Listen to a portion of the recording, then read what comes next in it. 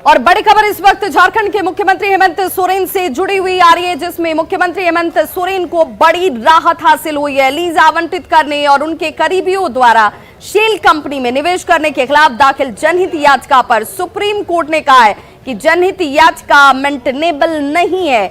ये बड़ा फैसला हेमंत सोरेन के पक्ष में इस वक्त आता हुआ और इस फैसले को लेकर सबकी निगाहें टिकी हुई थी। सुप्रीम कोर्ट से हेमंत सोरेन को एक बड़ी राहत मिली है और झारखंड हाईकोर्ट के फैसले को सुप्रीम कोर्ट ने पलट दिया है। जी हां, झारखंड हाईकोर्ट ने मेंटेनेबल बताया था, लेकिन सुप्रीम कोर्ट में जब इस फैसले को लेकर चैलेंज किया गया तो सुप्रीम कोर्ट ने कहा है कि यह फैसला मेंटेनेबल नहीं है। ये याचिका जो है जनहित याचिका वो मेंटेनेबल नहीं है।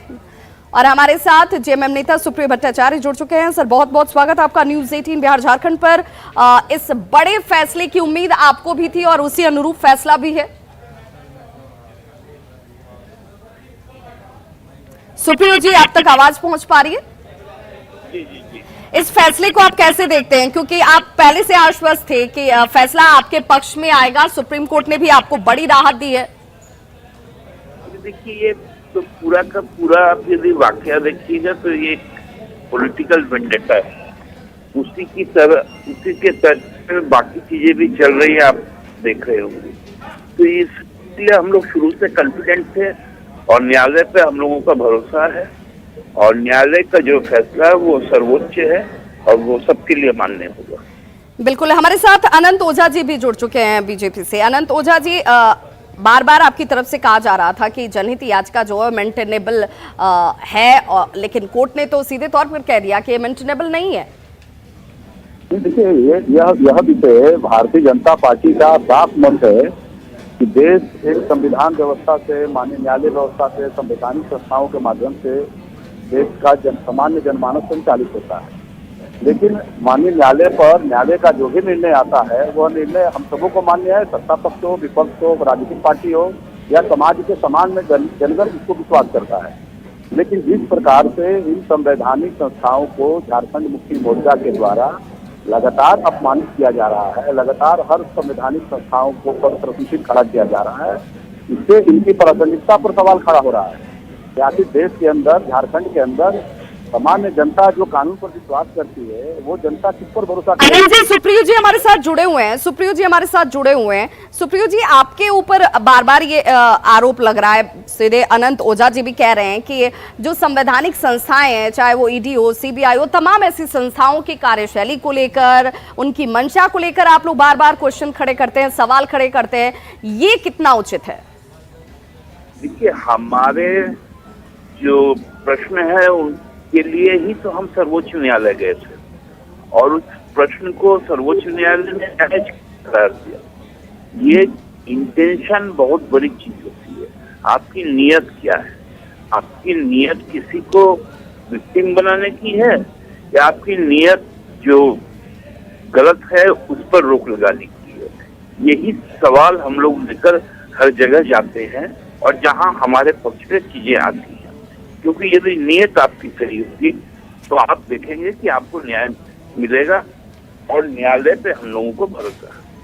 बिल्कुल। अनंत ओझा जी, देखिए, सुप्रिय जी तो सीधे तौर पर कह रहे हैं कि भाई अगर कोई गलत है तो वो गलत साबित होगा, उसके लिए जो प्रक्रियाएं हैं, जो प्रावधान है, उनका ही पालन किया जाता है। और इसीलिए सुप्रीम कोर्ट के पास जब गए तो उनके पक्ष में ये फैसला आया है कि इसे मेंटेनेबल नहीं माना है सुप्रीम कोर्ट ने।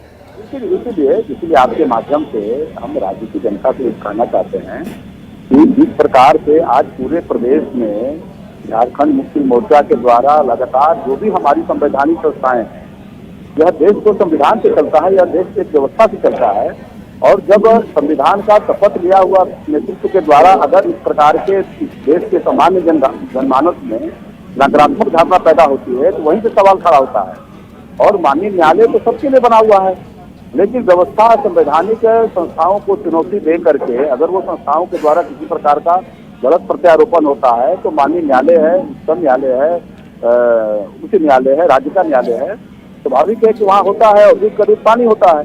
लेकिन ऐसे सारे संस्थाओं के बारे में अपमानित करना, उन संस्थाओं को समाज में दुष्प्रचार करना, वो भी एक संविधान संस्था के शपथ लिए हुए नेतृत्व के द्वारा करना, यह वास्तव में लोकतंत्र के लिए चिंताजनक है।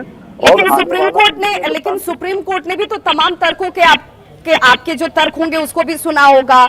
जो संवैधानिक संस्थाओं के ऊपर जिस तरीके से आप कह रहे हैं कि भाई सवाल उठाना उचित नहीं है क्योंकि उसकी अपनी विश्वसनीयता है, उस विश्वसनीयता पे सवाल नहीं उठना चाहिए, लेकिन सुप्रीम कोर्ट ने जो फैसला दिया है उस फैसले से तो यही जाहिर होता है कि ये फैसला जो है वो सामने वाले के पक्ष में आया और इस पक्ष में आने के पीछे का आधार उनका तर्क ज्यादा मजबूत था।